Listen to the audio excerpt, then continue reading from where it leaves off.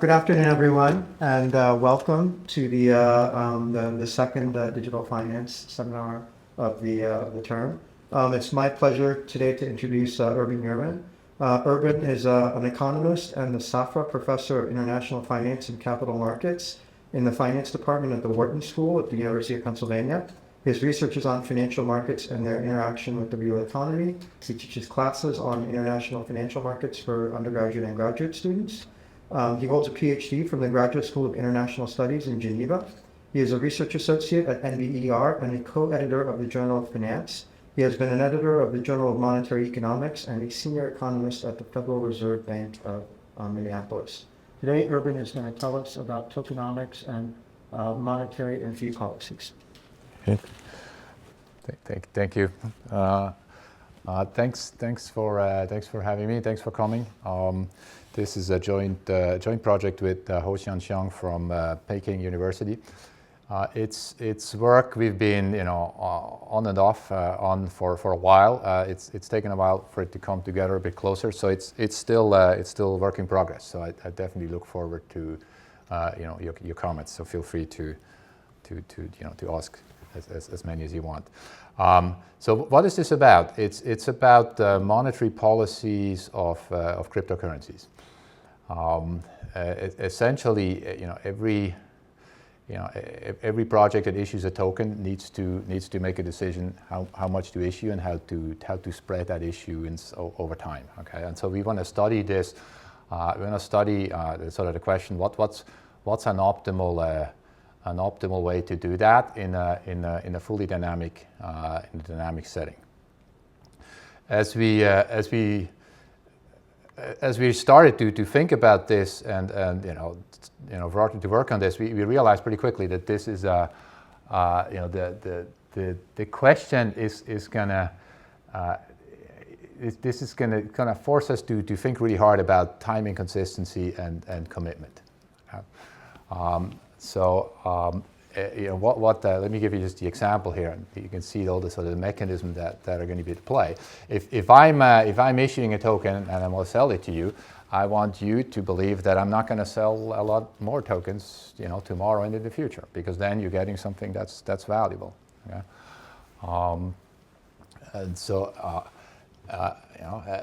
At the same time, okay, and that's the timing consistency. As time goes by, my incentives change. Once I sold some tokens, then I may want to sell some more. Yeah? And so now you, of course, if you buy the token, you're forecasting that. You're going to try to predict what I will do. And if you think I'm going to sell a lot more in the future, you're going to discount these tokens a lot. Okay? And so it would be really useful if I can commit in advance to do certain things, to a schedule. Yeah.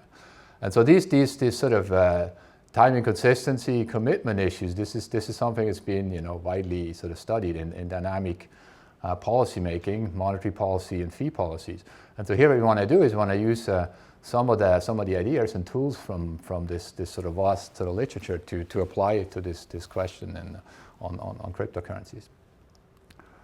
And so what the first thing we're going to do, you're going to see, is we're going to use sort of the standard models or paradigms that people have used, the sort of two polar cases of either no commitment or full commitment. Okay, so the Markov perfect equilibrium, or people call that Ramsey equilibrium.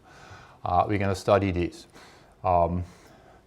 Now, then, we sort of, and maybe not surprisingly, there's going to be big differences between these two. Okay, these polar cases have vastly different implications, and so we sort of, we thought to make progress, we need something in between. You need some sort of partial commitment case. We need to think about how you should sort of represent that. So we're going to have a framework with partial commitment. And so that's, it's presumably a more realistic way to capture what we want to. Okay, I guess the way to think about it, we have blockchain. Blockchain clearly represents commitment. Okay, there is code, and the blockchain is operating according to code, and that everybody can see it, and the code is there, and so that's his commitment. But then, of course, that code can be changed, okay, and blockchains can be forked, and so the absolute cases are probably not the best to capture this. Okay, so we want to come up with some intermediate case, and then once we have that, we can also sort of turn things around and look at outcomes, and then sort of try to describe how much commitments do these projects really have. So that's sort of the type of questions we're studying here. It's theoretical questions, okay, sort of theoretical models. And so we'll get to that in a moment. We are also interested here in the facts. We want to learn about what has happened over the last decade, and so as we've seen, many projects come and go, and so we'll look at some data. And so let me start with that right away. Okay, so I'll show you some of the ways we can think about what happened. So what we did is we went and we got the data from CoinMarketCap. We ended up getting almost 2,000 token histories, and we focus on the circulating supplies. Okay, so this is the money supply that's available to markets. Okay, so the circulating supply definition is a bit like the free float in stocks. Okay, so it includes the supplies, but it takes out everything that's restricted. Okay, it's locked up. Yeah, I mean, you'll see in a moment. Of course, whether what the data we get is really measuring exactly what we want is a bit of a question. I mean, this is not an easy thing to do, but that's what we have. Okay, so we take all the tokens that are active now. We exclude stablecoin and wrapped tokens, because these are, a stablecoin is a claim to very specific collateral, and so the way a supply of a stablecoin or wrapped token is run, it has very specific constraints. Okay, and those are not the ones we're too interested in here. So those are excluded. And then we also, we want at least 12 months worth of data. We also get data from Into the Block. Into the Block has they collect data on ownership distributions. Okay, and so what they do is they report based on their research the shares of supply that's held by retail, smaller holdings, so for less than 0.1, the investors and the large holders. Okay, so we're gonna work with that too. That's a smaller sample. It's about somewhere over 300 tokens. Okay, so this is the first thing we compute. It's average money growth as a function of age. Okay, so we do here, we take all these tokens, we take from the supply, we compute the growth rates, so we compute monthly supplies, and then we just sort of the growth rate from month to month, and then we group these tokens into cohorts by the year they started. Okay, so this is the cohort that started 2014 and before, and so on. Okay, and so they're grouped, and then we average. Okay, so. And I guess the idea is to have cohorts, is that these projects, they probably they changed over time. So maybe there's a difference in the way they've been running these sort of monetary issues. Yep. So money growth is just growth in circulating supply. Yes. Yep. Absolutely. It's just circulating supply. Okay. And so I guess I guess it's pretty clear what's happening here. These growth rates, they're declining over time. It looks like some almost sort of geometric way. And they seem to stabilize. You can see the level. It's about 0.2 roughly. It depends a little bit how you do that. Define 0.2% a month. So the stable sort of growth rate on average is about 2.5% money growth per year.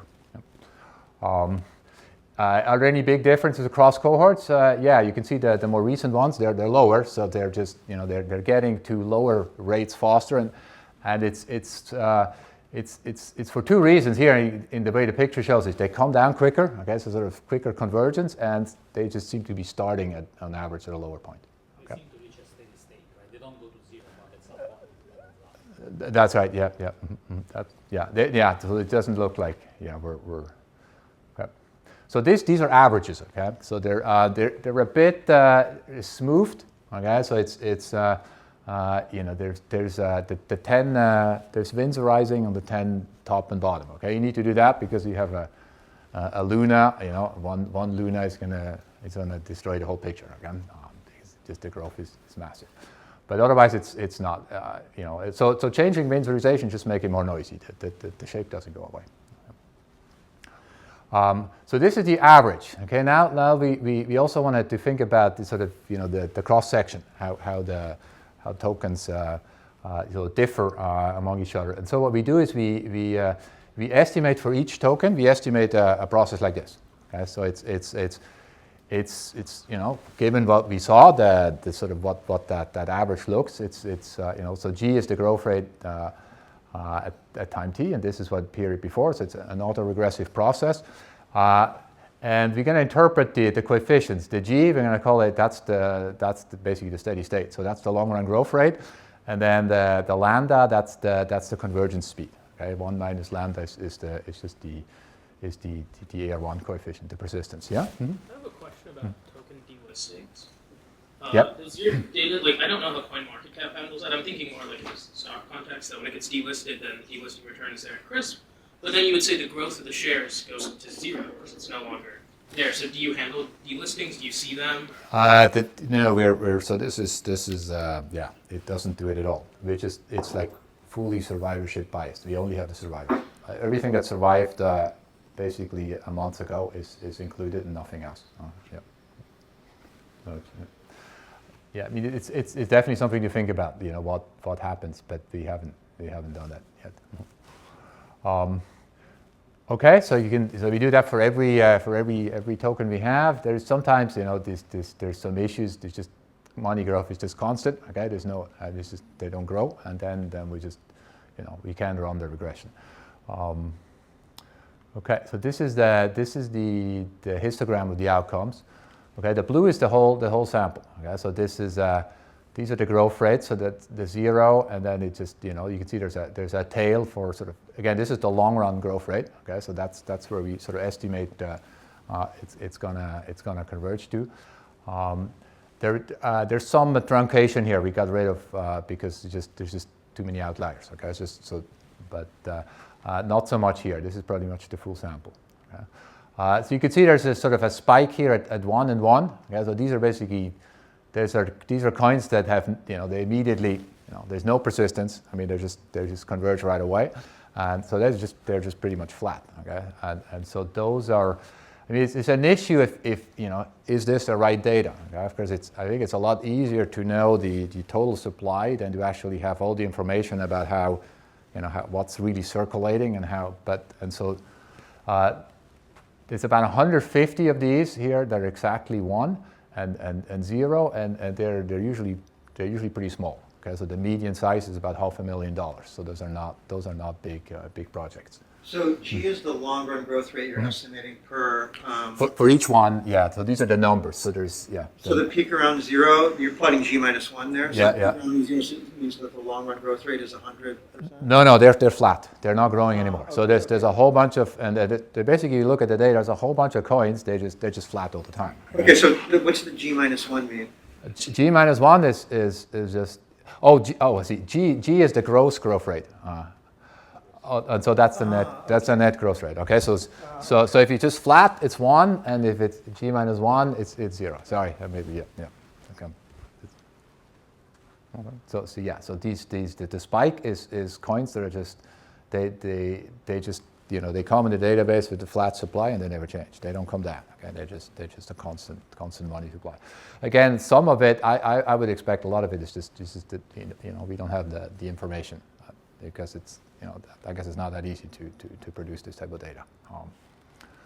Below is the restricted sample, so it's only the coins that are included in the into the block database, and those are sort of coins that are larger. They're about 10 times bigger, and you can see the spike is gone. Okay, so again, this is growth rate, and this is the convergence, how quickly they go. And you see there's quite a bit of them that take a while. Okay, so they're coming down pretty slowly, like the picture we've seen. Yeah. Lambda equal to 1 basically means that there is no autoregressive. That's right. 1 is no persistence. It's just Persistency, right? yeah, it's just flat. Yeah.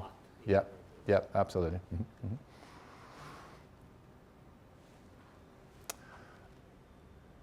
Okay, so now we're going to look at the relationship between the growth rate and the convergence speed. Okay, so we're just going to scatter plot the two, and so this is what you're going to get. Okay, so here is just all the lambdas. This each dot is just for a coin, and here is the growth rates, and I mean you could sort of see it, but the regression slope is a positive significant slope.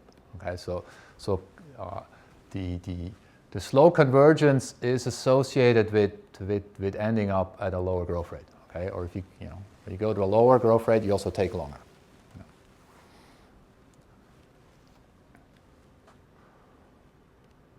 Okay, why would that be, or is there anything that can sort of explain these things? Okay, this association. We looked at these retail holdings. Okay, so that's the into the block. Okay, so what we did here is we take these 300 coins, we put them into 4 portfolios or group quartiles, and then this is the high retail ownership. Okay, so high retail ownership has the lowest growth rate. Okay, they're the ones that end up at the lowest long run growth, and they're also the ones that have the slowest conversions. Okay, so they take the longest to go to that steady state. Yeah. What does high retail ownership means? That they hold these totals for a long time? High means, sorry, because high means that among the ownership, the small retail holders, they have a bigger share overall. It's not so much a time. This is at a point in time. It just says that let's say for instance, I think what is it for Bitcoin? Bitcoin is widely dispersed in ownership. There's a lot of owners that have less than 0.1%, so that would be a very high retail ownership. And then if it's a token that has a few whales, those are that's over here. Yeah, that's just very centralized. Yeah. Yeah. Is there endogeneity here though with retail ownership and project size? And that VCs, if they back a project, it should have a higher market cap and therefore less retail share. So. Yeah, there is endogeneity. Yeah, okay, absolutely. I mean, there's other confounding factors. Yeah, absolutely. So this is the first look. It's sort of like you still can see it. I mean, it's not monotonic. Usually we like these things monotonic, but it's sort of the high retail ownership. It clearly that drives low long run growth. Okay, we issue less, and they take longer to get there. Now to address your things, we did something a bit more formal. Okay, so here we run the regressions with controls. Okay, that's a control we can get. So this is just the growth rate on the retail. Okay, that's with no controls. Then we add the controls, and so that's the nice thing with CoinMarketCap. They have a lot of data. You just get it, and so these are the properties. Of course, age should be there because we've seen it at the beginning. It's coming down in age. And actually this also matters. Okay, so this is the log on how much sort of trading pairs there are with this token. But you can see it's pretty clear cut, and actually I thought still sort of surprised and striking that it's not driving out. Okay, that H doesn't driving out. This just seems to be in itself an important property. Okay. And so the interpretation that if you want to give an interpretation, and so that's what we'll see once I show you the model we have. The interpretation we give to this is that retail ownership is a sign of commitment. Okay, it's a chain that has commitment. Okay, if a chain is basically ownership is concentrated with a few big owners, for them it's going to be very easy to change code, to change the rules, and change monetary issuance. If a protocol is widely ownership is dispersed, this is a lot harder to do. So it's a lot more commitment. Yeah, that's our interpretation, and And then you'll see at the end, the model that we have is going to produce something like this too. Okay? With more commitment from the model, you're going to get that they're going to go to lower growth rates, and they're going to take longer to get there. Okay, that was the data part. Any questions or comments before I get to the? Okay, let's just time this. All right, so the model we're going to do. I'm going to show you. That's the plan. Okay, I have slides for all this. Probably going to take way too long, so we'll speed it up. I'm going to show you the basic outline first. Is a model with users and issuers. Yeah, this is sort of these are sort of coins that have a utility value. And there is an issuer that they maximize profits. We're going to focus on the two polar cases. These are sort of the typical commitment cases that are studied in the literature, the no commitment and the full commitment. And then we're going to look at a partial commitment case, which commitment is probabilistic. There's some papers that have done some of these things. There's some papers on token issuance. The first two are sort of the closest what we're doing.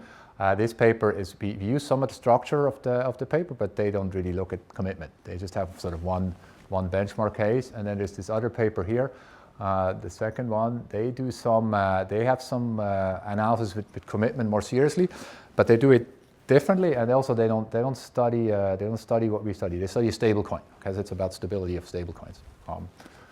And of course, it's a huge literature, but let me move on. Of course, we're going to be inspired by traditional people call that classical monetary theory. Okay, it's not actually what a lot of monetary policy is not using these tools. Okay, monetary policy uses, I guess you're economists, you probably know, using New Keynesian, and this is sort of the other version, I think, which with crypto is sort of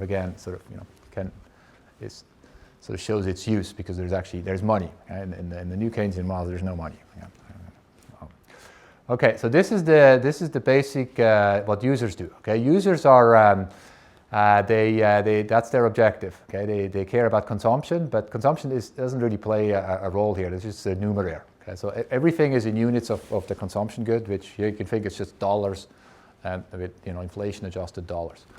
And this is sort of the key. It's sort of a money in utility specification. Okay, so this token or the project provides utility for the users. Could be transactions, some other services, and that's on the so M is money, and P is the price. Okay, so the money in utility is on the real balance. It's on the sort of numeraire value of the token. Okay, and that's the standard in this.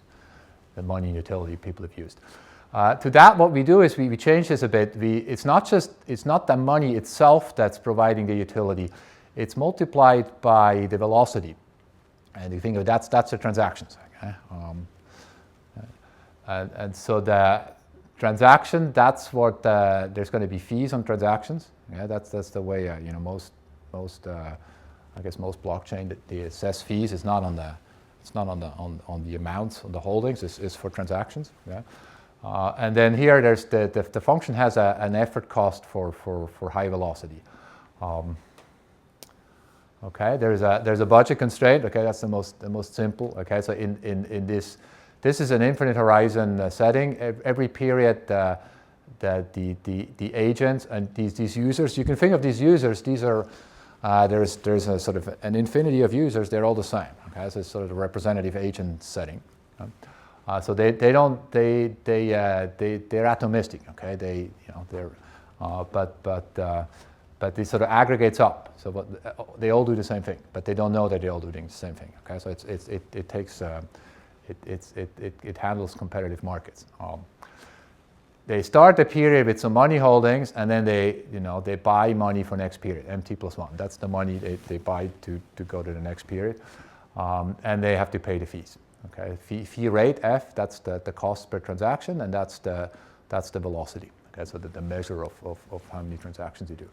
And then there's this is an exogenous project that measures the overall value of the project. You can call it productivity, adoption. It's just exogenous here. So this is you see there's a growth trend, and there's a stochastic component.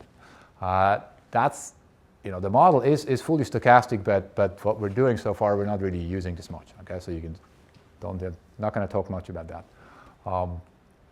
Okay, so what the users do, they maximize. So they pick consumption, money, and velocity. That's what they do every period. So money for next period, velocity now. They start with some money holdings. They take the prices given, take the fee rate as given, and this is outside of the control. So what is velocity? It's so another interpretation you can give you is you could call it, if it's for Ethereum, you can call it gas. Okay, it's block space. That'd be one way to, if for that specific interpretation. For I guess for Bitcoin, it's just how many times you turn over your money. Okay, so I mean that's a bit, this money utility is a bit of a, it's sort of a reduced form way. Okay, so you're sort of getting utility from having money, which that's sort of the standard. And here that's not going to work. That's not enough. Okay, we need. So here you get utility from your money, but also how much you use it. Okay. How much money you're consuming. It's how much you use, how hard you use the money. Okay, and that, I mean, I guess in the crypto space, after that the block space. I mean, it's two dimensional. And block space is in itself sort of something useful. It's not directly related to the ownership of a coin. Okay, so you can think of this as a utility function. There's two goods. One is the money stock, and then the other is block space. So maybe so you're thinking like maybe in like a Bitcoin kind of world where you're using it for transactions, you're buying and selling things, and that velocity is sort of some transaction rate. Yeah, so I call it velocity. Yeah, go ahead. But in the Ethereum world, block space sort of feels like something different. Yeah. The Ethereum, I will call it. You call it G. Okay, call it gas, and then it's just how much. Gas is how much you spend on gas. How much you spend on gas. It's the sort of gas. Like, think of that as a physical. That's a physical. It's block space you're using up, and so that's another dimension of the project. You have to pay for it with the fee. So it's. I think I model it exactly the same. Okay, it's just here. The thing, of course, I should have said here, this is it's sort of a very abstract and sort of simple way of doing this, okay? Because we want to, and so institutional elements, they're very approximate, okay? So it doesn't really fit anything exactly. And we want to do that because otherwise this becomes very quickly intractable. And we want to focus on this commitment, okay? Because I think that's a sort of a key issue that's just been sort of, not really looked at. If you just indulge me just to push down, I can see that velocity generates utility in your sort of utility function there, but it also creates a cost. So this is more like this. You need some sort of concavity, okay, or at least something that stops it, okay. So another way, so I could the function. So I have another paper. You could write the function differently, okay. You could just do. You can just have something like this with the price. And so you have the real balance, and then you have let's call it velocity, okay? You could have any sort of function with two elements. This is just a convenient way to have it, okay? It's a bit ugly, but what is nice, it really only has it has two parameters, and that's gonna it's gonna be easy to we can actually get some closed form solutions, okay? But it'd be a cleaner way to do it. You can just have it in one nice function, and then sort of write something a bit more complicated. What is random? It's random is the evolution of the productivity. Okay, so that. ZT is a random variable. Yeah, this is a random variable. I don't put a lot of details here because I'm not even going to use it. So, so this could be itself could be a sort of an AR1 process. Okay, and so then of course this is a very this is a non-stationary variable. It can go this is like a random walk. Okay, and once you get a shock, this can go anywhere. Okay, so that's sort of capturing the notion that we don't know. This can go to zero. It can go to very high. So it can handle the level of uncertainty we think is associated with this. We are assuming it to be exogenous, but in principle this could be endogenous. That's right. So I think the way but obviously what people have done and what you could do to make it sort of more to get more endogeneity in the model is to add something like this adoption. There's like something that's endogenous. Okay, something that you invest. something like a user capital, and then it costs something, but then it grows endogenously as it gets used more. So that we can do. That's these type of models, it's pretty straightforward to extend it, but then of course then you're not going to have any closed form solutions anymore. Yeah. So here do you have a representative user or a continuum of many users? So there's a representative, okay? So in the sense that they're all individuals, and but they're it's just integrated between 0 and 1, okay? That the average is the same as the individual, but the individual doesn't know that it takes prices as given. It doesn't know that if they all do the same thing, of course, then that it doesn't do that, okay? It's just sort of the typical representative case. In a way, it's not really a full equilibrium, it's a partial equilibrium. The price is given. No, the price is determined. 1 second. See, an equilibrium, the equilibrium is in typical, the model, equilibrium models is every individual person that's atomistic takes prices as given. And you that, I do it, and then the market has to clear, and then the price is endogenous. And so it's going to be the same here. The price is going to be endogenous here. So it's just from the perspective of the user. The user doesn't know where the price comes from. It just takes it. That's the market. The market has a price, and I forecast what it is. Yeah. How do we square prices being endogenous with a couple of papers in the literature that talk about returns driving adoption? Right, that adoption is driven by return extrapolation, I think is what a couple. Yeah, so I think that's something you could add here, okay? So if you're really going to push the adoption interpretation, people adopt because they forecast higher prices, and then so this process would be more interesting. So it's clear this is, a lot of interesting stuff is just exogenous. It's not here, but that's where it would be. And then that would sort of drive up, everything sort of gets driven up with that. Okay? All right, so those are the users. This is what they're doing, okay? So you take the derivatives, the first order conditions. They pick their velocity optimally. This is the marginal cost. This is the fee rate, and that's the marginal utility from velocity, and that is increasing in real balances. Okay, so the more money they have, the velocity is also going to go up. Yeah? And then this is the more interesting one, it's also the other one is the first order condition for money. Okay, and that gives you the price, the pricing equation for the token. So today's price is the expected value, what it's going to be tomorrow. Okay, and there's two components to it. One is whatever the price is going to be tomorrow, and then this is the marginal utility from holding your token. Okay, so that's the way the token is valued. If more money is issued, then what's going to happen is that, so this is money issued today, it's going to give you utility tomorrow. So you know that already. It's going to drive down the marginal utility. Okay, so there's a lot of money issued, it drives down the price. That's what you'd expect. Okay? But then this is sort of the more powerful part. This is through which commitment comes in, or no commitment, is of course this is the price tomorrow. Now the price tomorrow, it follows the same equation. Okay, so the price tomorrow is the money created the period after, and so on. Okay, and so the forecast of what monetary policy is going to be, all the way to the you can go till the end. That's going to enter through here. And so if you see somebody issuing a lot, it's not just going to affect this, but you're going to forecast this might happen. Forever, and that's going to have a big effect. Okay, so that's the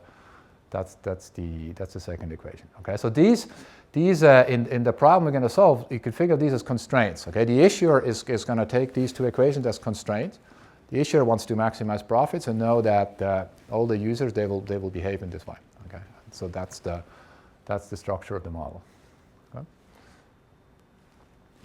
All right, the issuers they maximize profits. Okay, so here I'll show you the issuers in the two cases: the full commitment case, that's the Ramsey case, or the no commitment case, Markov perfect. Now you think of this; these are separate models. Okay, I just showed them here side by side. There's one model where the equilibrium concept is a Markov perfect. It's going to give you no commitment, and the other one is a Ramsey. But here I'll show them next to each other.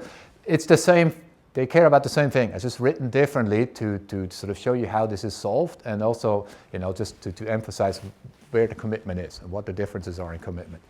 So this issuer, I guess, again, gets money by selling tokens. Okay? So if you sell more, that's the increase in the token supply times the price. So that's the seniorage in the current period, and then that's the fee income. Okay? So that's how much the and so here we're going to assume that's first that's a simplification. The issuer sets the fee. Okay, it just decides this is the fee that I'm setting. And now the issuer is monopolistic. Okay, the issuer knows that depending on what the fee is, there's going to be more or less demand. Okay, so you're going to take that into account. So the issuer, you can think of the issuer either setting the fee or directly choosing the velocity the issuer wants the users to sort of show up in equilibrium. That's going to be equivalent here. Okay, so in both, issuers do that. In the Ramsey case, the way the problem is solved, as of time zero, once and for all, we're solving for the optimal money supplies, fee rates, and implicitly prices and the velocity. Okay, it's sort of a one-shot optimization for over the whole infinite sequence. And that's it. It's done once. Okay. Now these solutions is going to be time contingent and state contingent. Okay. It's going to fluctuate. So it's not constant. Right? But it's pre-committed. Okay? Absolutely. You can call it. It's time inconsistent because what happens is 10 periods from now, if they would be able to re-optimize, they would pick a different plan. Yeah? But that here it's a time inconsistent setup, but when you do a Ramsey, you assume commitment works. Okay, you assume they're not re-optimizing. But you said it's contingent, meaning that like M is a function of this like state, like A and so on. That's right. Yeah. So it's a state contingent committed plan. Okay, so it has. Okay. But it's what you cannot do you cannot period 10 come and do I do the new plan now going forward. Right. That's the sense in which it's committed. Right. It's like if you specify the functional form, the feedback control policy is given at time zero. You cannot change it now. That's right. Uh-huh. Okay, and so clearly this issuer with commitment, if you're in time 10, t equal to 10, he would like to re-optimize and do something differently. Okay, but that you just assume he cannot do that because there's some technology or some restrictions where you cannot not just change the rules. Okay, so that's the Ramsey case. The other extreme is a Markov perfect case. Okay, so here the only thing that matters there's a physical state variable that we start the period with. It's how much money that was issued yesterday, and then the exogenous productivity. Okay? And then the issuer chooses how much money to issue this period and what the fee rate is. Okay, that's the choice you do, and you do that every period. Okay? Just looking what the physical state is, and then there's no restrictions from the past. You just chooses every period. And of course, the future matters, but it cannot affect it. Okay, the future is just forecasting what this issuer will do going forward. Okay, so that's the In this one, P and omega are taken as given. Or are you optimizing over them? So in both cases, effectively the issuer just chooses M and F, but by doing that, taking these two as constraints, it actually effectively picks the price. So but yeah. Mm-hmm. All right. So this of course the Markov perfect issuer, it cannot decide today what the money issuance is tomorrow. Okay, you can't fix it. Okay, so everybody knows that tomorrow this Markov perfect issuer is just going to do whatever's best, and whatever promises there would have been, they have no meaning. Okay? So this is the extreme no commitment. Yeah, and this is the full commitment case. So all right, we go 20 minutes. Okay, so let me There is no this both objectives. There is no cost. It's only revenue. The term is positive. The objective function consists of two positive terms: dt times mt plus 1 minus mt. You mean, can this be negative? Can you shrink it? Or It could be. It can. But Yeah. is there any cost or? A cost for optimization? Yeah. No. At this point, no. It's just only Just yeah. the profit Yeah. and loss, like this neutral with profit and losses. That's right. It's just, there's no additional cost. Actually, we'll have to add cost at some point because otherwise this is not well defined. But that's here, what I was thinking. Wouldn't the solution be? yes, in some cases this is going to be it's going to be absolutely. Okay. All right. So let me. I think I'm going to skip some of the details. I'll just get to. Otherwise, we have not enough time. So let me just get to the results. Okay. So the main things, and I guess the algebra or the equations, I'll go over very quickly. Okay. So this is when I start first. So we're gonna solve first this Markov perfect case. Yeah? And so that's relatively straightforward to solve. There is a trade-off. The Markov perfect this issuer is going to take first order conditions, and then there's trade-off. This one, it picks velocity. That's just it's just a static maximization of a monopolist. Okay, it's just maximizing revenue under the demand curve.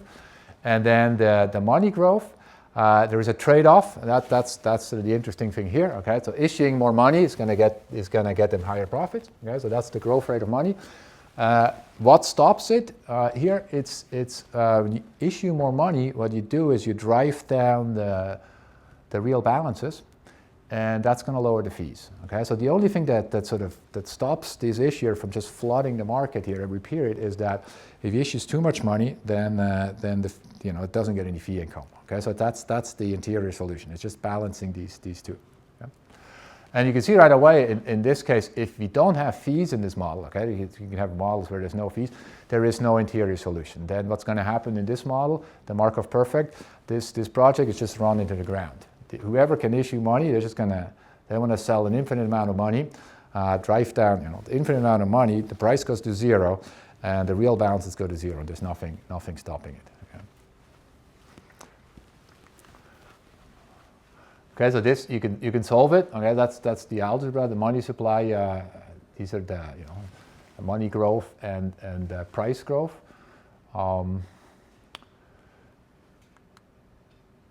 You can get a first look at numbers. Just see that this is really not the case that is out there. Okay, in case you and I mean people have used this. Okay, so if you look at the money growth rate, it depends on 3 parameters. This is the real interest rate, 1 over b, and this is the growth rate. So this has to be smaller than 1. It's something that's close to 1. And then it's just this one parameter. Okay? And so with this, what's going to happen here, the money growth rate is at least 100%, because it's just the A has to be smaller than 1, and the price growth is basically 50% negative. It declines, and so this is what the project would look if there's no commitment. Okay, this is just somebody who just really floods everything with money, drives down the price, and this drives this project into the ground, but still makes profit because of the fees. Okay, the fees relative to the value are pretty high. Okay? But that's so see, this would be this would be a dying project very quickly. That this would be just be tiny. Okay? So that's the no commitment case. Okay, so from there, I think this is we're not close to that. Okay? I think. So what about the other side, the Ramsey case? Okay, so that's now perfect commitment forever. So that we solve it. This is have this Lagrangian, and then again take first order conditions.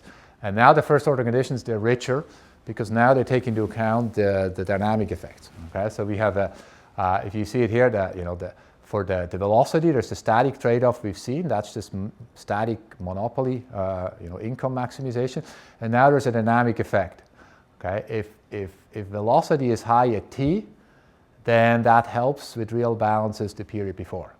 Okay, and now of course at t minus 1, the period before, we actually know that this is going to happen because there's commitment. Okay, so that's why this is more powerful.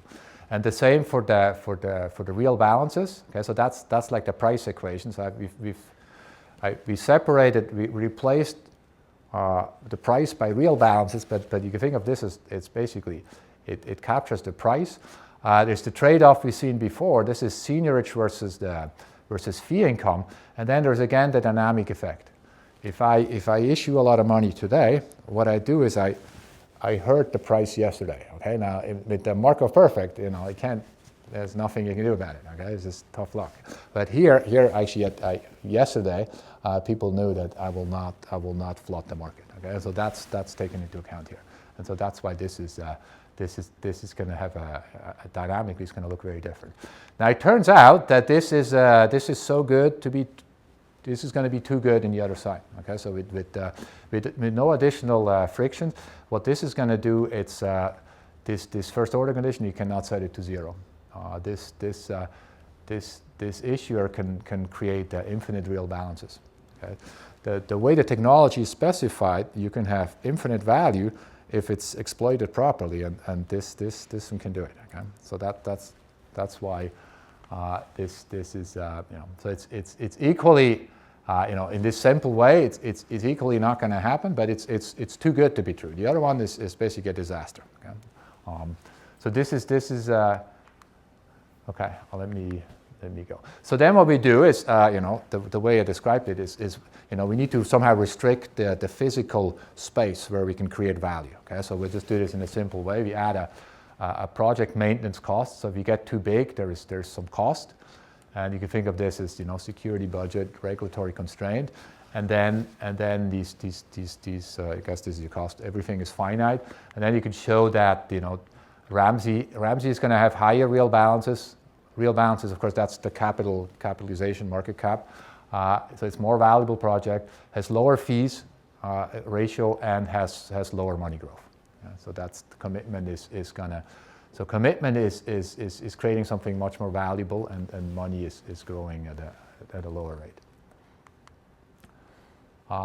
However, that's Ramsey in steady state. Okay, so the thing with Ramsey is that Ramsey in the long run is going to create a lot of value, but Ramsey is also profit maximizing.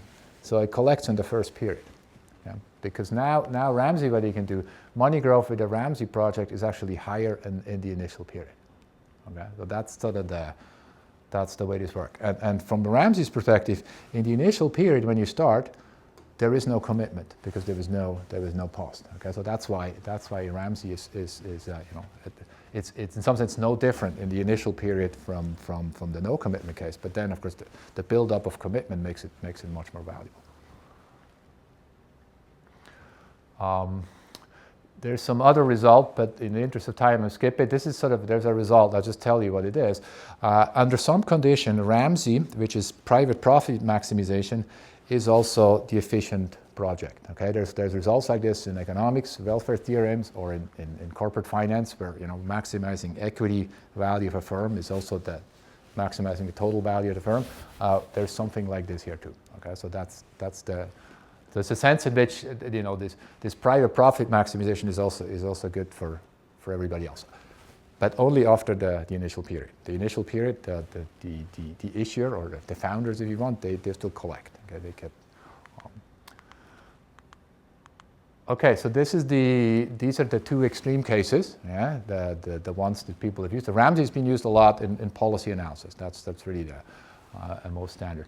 And so now let me get to the probabilistic case. Okay, so here we're going to assume that the issuer can commit to some policy until a shock hits. And when the shock hits, they can re-optimize. Okay, and so we're gonna parameterize this, in this way. The Q is the continuation probability, and you think of that's commitment. Okay, if Q is close to 1, then you're not going to re-optimize very often.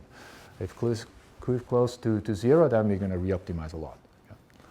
Okay. And the fees, we're going to assume the fees are set period by period. Now that's something we could change. This makes it a bit easier. Okay.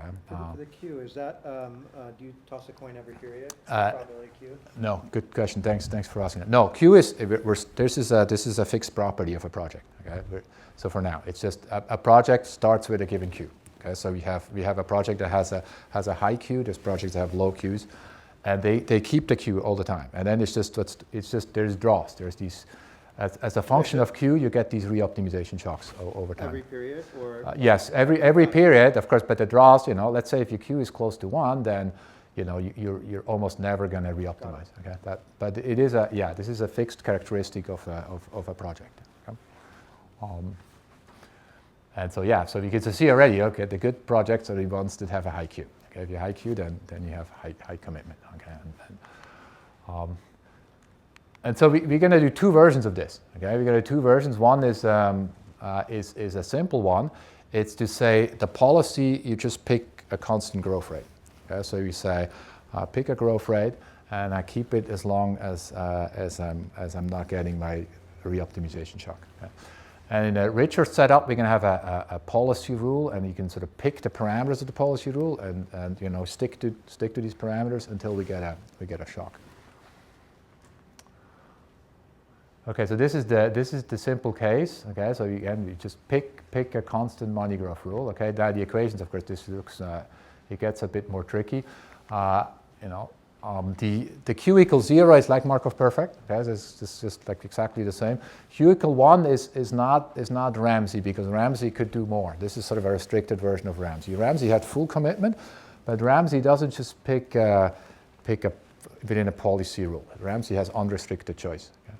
So that's why Ramsey is, in some sense, Ramsey is even better than this, and that's why, of course, we're going to be able to solve this even without any other frictions, okay? Because it's not exactly reaching the Ramsey outcome.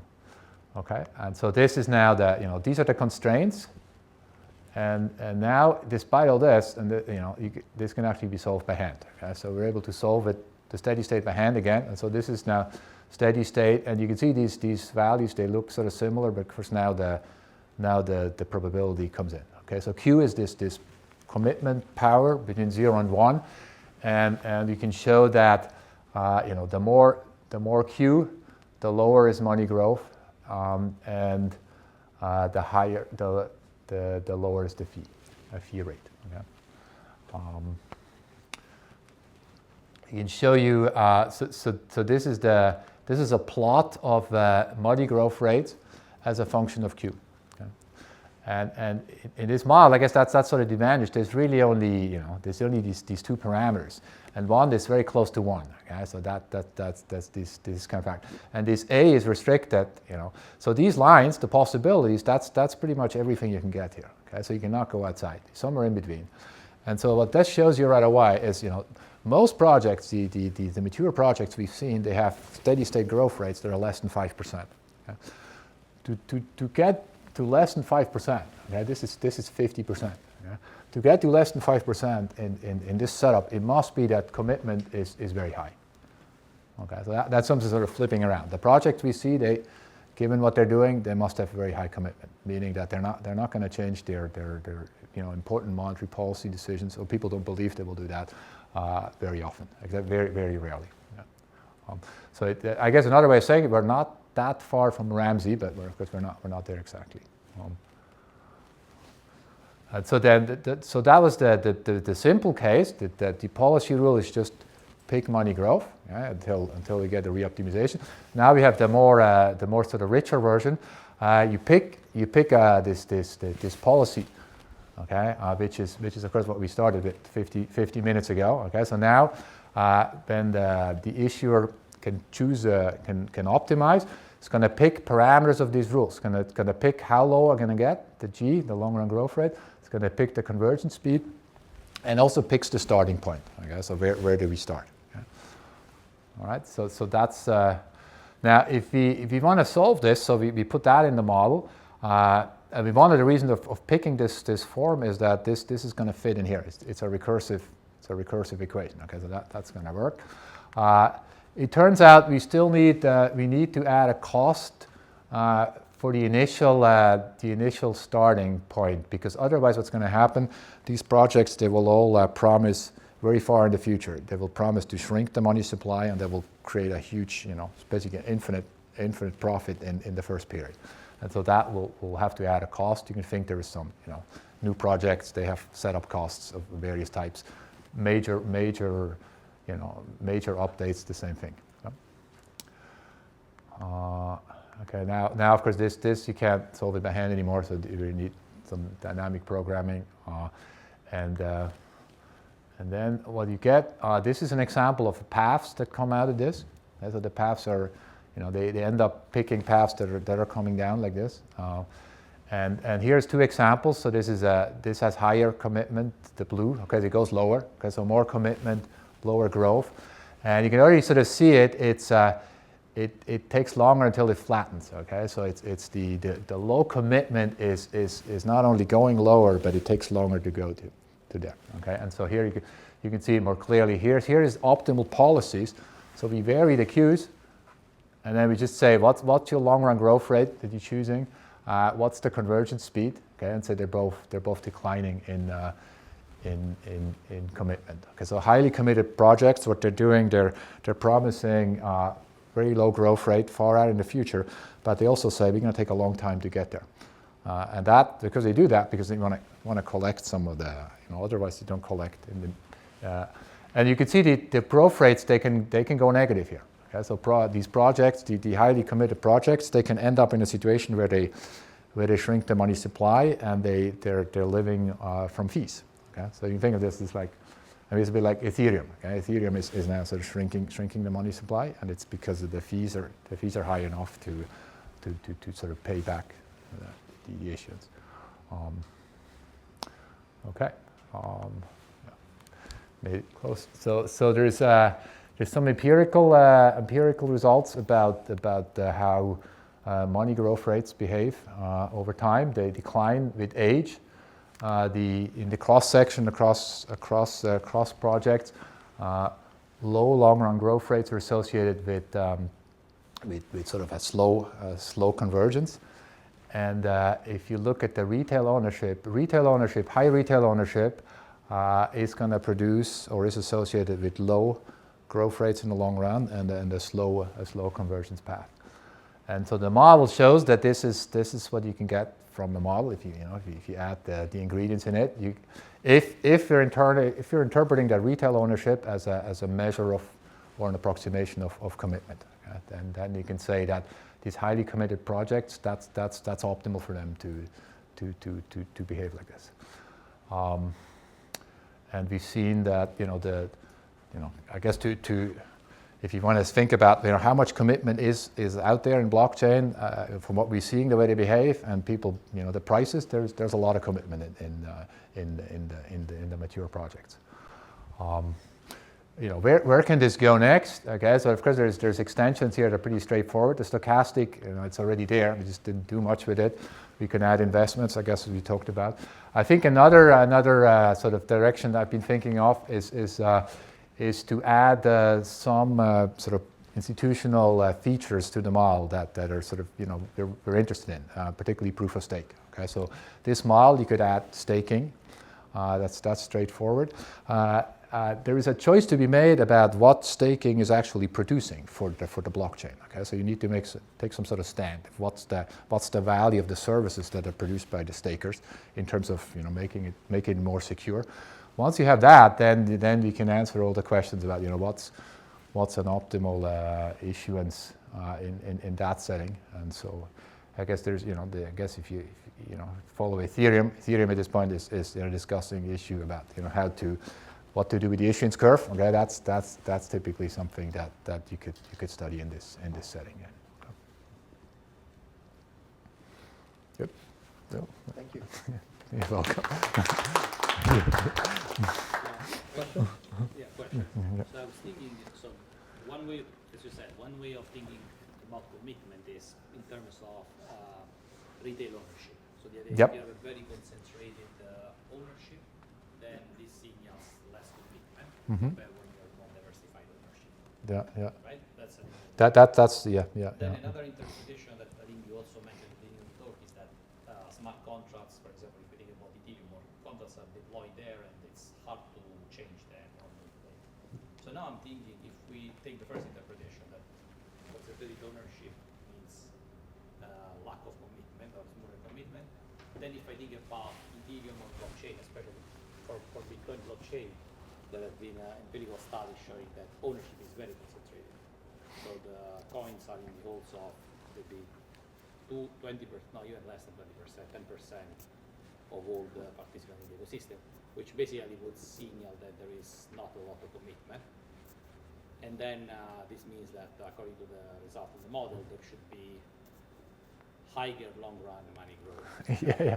And, See, therefore, and I think this in turn implies that the system is not using fees to sustain itself, but it's using issuance of more tokens. I see that could be it. I see. So I think this is a retail ownership relative to other blockchains. I think Bitcoin, as much as people complain how centralized it is actually not that centralized compared to others. I mean, Bitcoin has been mining. I mean, I don't have the number now, but I mean, it might be low in absolute terms, but it's still better than most projects. I mean, Okay, so I think it's relative to other projects. well, but what we have to it's just a relative measure. Okay, I mean, I think you need some retail ownership to be to make it hard to make easy changes, and I think Bitcoin is clearly above that threshold. I'd be surprised if Bitcoin is not in the high retail ownership in this database. I'll have to check it. I mean, I'm sort of, this is speculating. I should know it, but yeah. So that would be my answer here. I think Bitcoin is not controlled by just a few, and the ownership is not that concentrated. I mean, there's obviously a few wallets that have a lot, but there's also tons of wallets that have smaller amounts. It depends on how you measure concentration. Yeah. But I think it's a number of users who hold coins, then it's yeah. very diversified. But if you think about the Affindal index, for example, Yeah. then it would be very. But that's a good point. We have to look at more. I mean, my hunch is this is just relative. Okay, I think Bitcoin is actually pretty decentralized in the big scheme compared to all the other 2,000 we have here. So one thing I've kind of noticed that sometimes drives longer-term value of these tokens is I guess kind of development effort. Like for example, the issuer developing new features or marketing whatever the product is that the token does, and so on, right? So does that fit in your framework? Like for example, is that what you mean by investment? Yeah, that would be this. Okay, so that's sort of here you would have that that A process, which of course is just exogenous. That would be, think of it. Maybe driven by some expenditures. There's some capital, yeah. So there's, I guess I'll call it capital. People call it, I guess there's other names, but that's sort of in macroeconomic models. There's a capital, and the point of that is you have to pay for getting it. I mean, so there's development cost that there's investment that increases your stock of capital, and then that makes the whole project more productive. So it's pretty straightforward to put that in. Anything that's solved on a computer, that's not going to change anything. It just makes it. And I think one of the reasons we have been holding back a little bit is I try to have only elements that are there's at least some hope we can get some data. Of course, the data how you in a discipline again in a large sample, how do these how does that look? Even just measuring it. But obviously I think it is important. Yeah. Other questions? Okay, thank you again. Yeah, thanks.